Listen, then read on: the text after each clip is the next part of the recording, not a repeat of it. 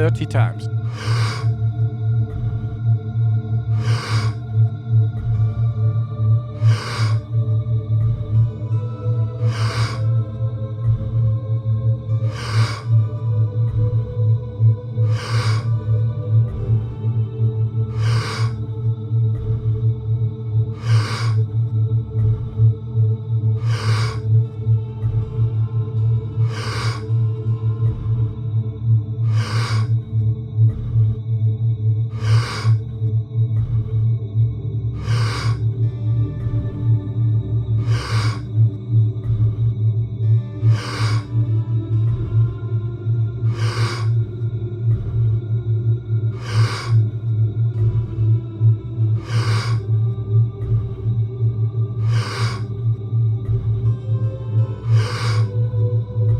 Ten times more.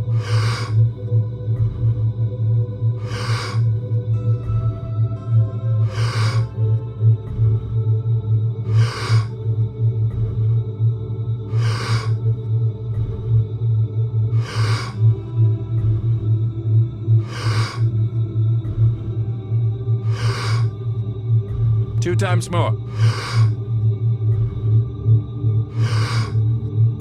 Letting go and stop. We've all heard the sayings, how do you journey of 1,000 miles starts with a single step, or how do you eat an elephant one bite at a time, or there are all these sayings, and it goes back to the Bible and earlier, right? I mean, this is not new. These are not new sayings, but they're showing up in different forms. What's lost in those short descriptions, however, is that every step is not equivalent. If it were just that a journey of 1,000 miles starts with a single step, everyone would pursue their goals. Everyone would push back against adversity. You can read the inspirational stories as many times as one needs, and I do think inspirational stories are of very high value. In fact, I think they're vicarious dopamine. I think they give us the sense that we could, which then orients us to the world again. So maybe it's possible for me. That's right. So let's say, let's take the example of somebody who's... but just to finish that story of, it's not about just taking a single step and one step at a time. Is it because there's adversities every 10 steps you go, and so it's harder and harder? It's just very non-linear. It's some days go, I know this from my scientific career, it's, some days it's easy, some days it's hard, it's all over the place, right? So I think the thing to remember is that dopamine is this incredibly powerful molecule that allows us to buffer the effort process. It allows us to be in effort longer, and it allows us to actually eventually enjoy the process of effort. And not think about the reward, but just say, I'm enjoying the process. Right. Well, you just described the first step. The first step in learning to attach dopamine to the effort process, which is the key operation in order to succeed, is to be very careful about how much you focus on the end goal.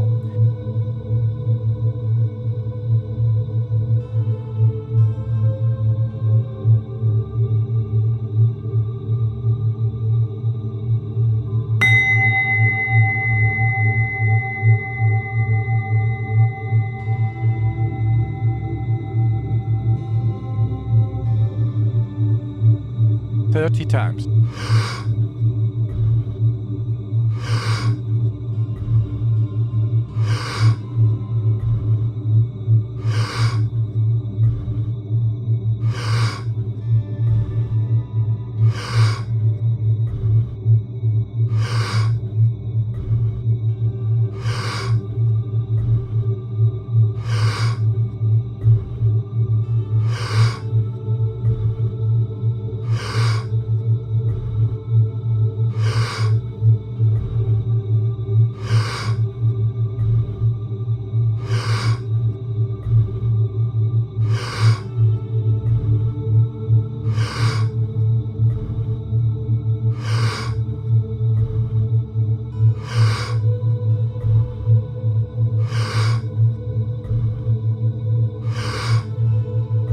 Ten times more.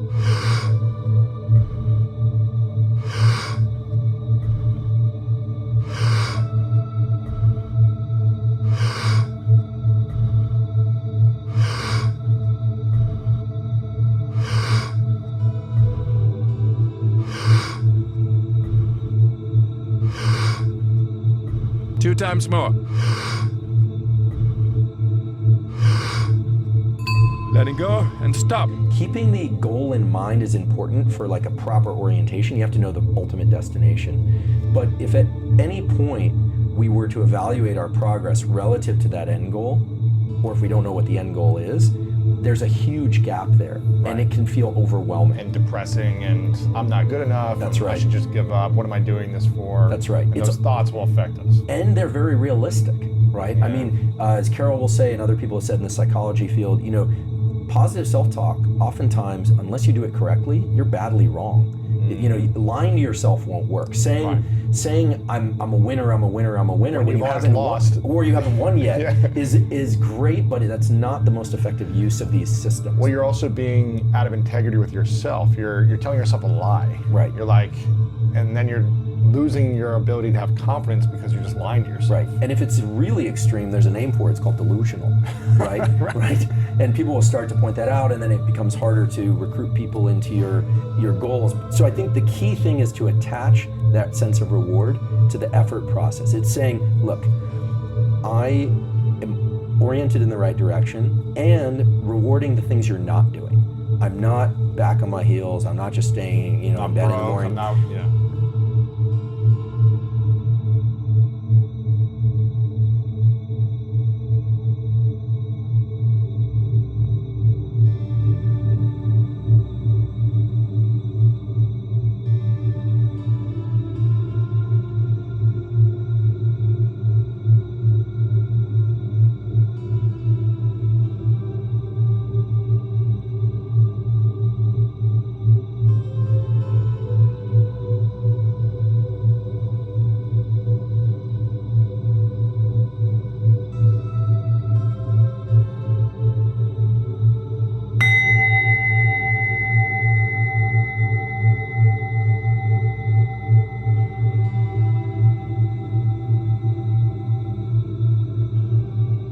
Thirty times.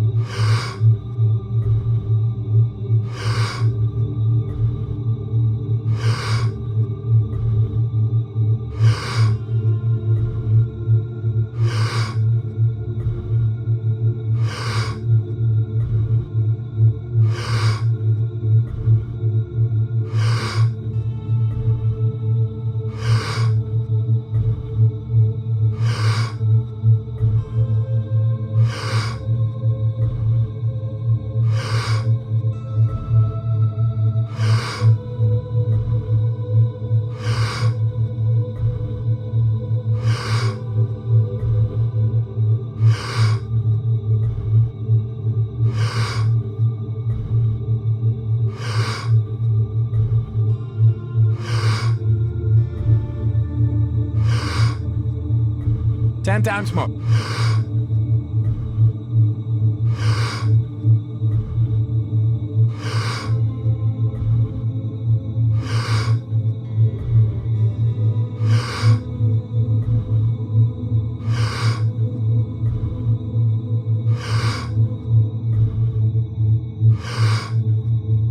Two times more. Letting go and stop. A good example of this came to me recently. I have a good friend, he did 9 years in the SEAL teams. His name is Pat Dossett, and we were talking about, the Admiral McCraven thing, get up and make your bed, and they really do that. And I think the way it was described was, so at the end of the day, even if everything doesn't go well, your bed is still made. For me, that's not that big of a reward, frankly. Right. So I said that, and I love it though. I make my bed. I definitely make my bed in the morning, but I mean, going back and seeing that at the end of a hard day, it's not enough.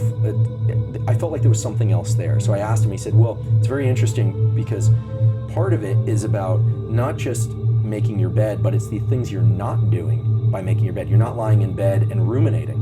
You're not back on your heels. You're not on your phone. That's right. Yeah. So when you look at, and you have spent a lot of time with people in high-performing communities, mainly through some consulting work, but what you find is that, we can all either be back on our heels, flat-footed, or forward center of mass. Yeah. And when you look at people who are in these high-performance communities, they try and keep their center of mass forward, almost through what seem like trivial things, like making your bed or making the cup of coffee. But it's not just about what you're doing, it's all the things you're not doing that can put you down the path of ruminating or put you down the path of unhealthy behavior.